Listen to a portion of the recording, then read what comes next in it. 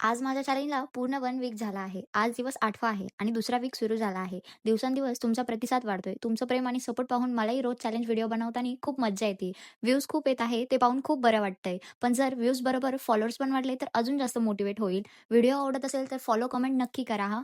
आज होती अंगारकी चतुर्थी. सकाळी लवकर उठले आणि नेहमीप्रमाणे दिवसाची सुरुवात केली. सगळ्यात आधी बेड आवरला, पाणी तापायला ठेवलं. तोपर्यंत घरची साफ केली. मग अंघोळ करून रेडी झाले. आज उपवास होता म्हणून नाश्ता केला नाही. दुपारी थोडं काम होतं त्यासाठी घराबाहेर पडलो. चतुर्थीनिमित्त सगळ्यात पहिलं आम्ही गणपती मंदिरात गेलो.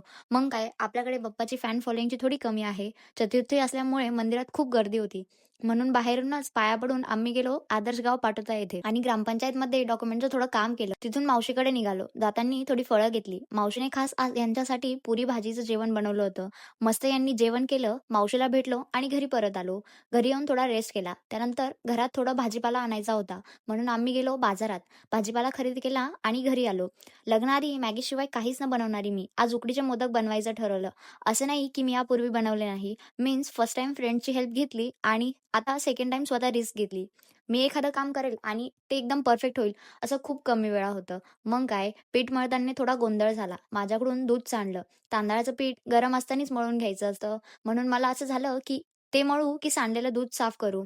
मग काय, उकडीचे मोदक गणपती बाप्पानंतर आमच्या घरात यांनाच खूप फेव्हरेट आहे. मग ते खायचे म्हणलं तर थोडं काम तर करावंच लागेल ना, म्हणून यांची थोडी हेल्प घेतली. त्यांनी ते साफ केलं. आणखी एवढी पण सुगरण नाही झाली, की माझ्याकडून हाताने मोदक परफेक्ट कळा पडून बनतील, म्हणून मी इथे साचा यूज केला. सगळे मोदक तयार करून घेतले. नंतर त्याला वाफळून घेतलं. मग काय, मोदक तयार. देवाला नैवेद्य दाखवला आणि शेवटी मी उपवास सोडला. Bye bye. I will see you in my next day.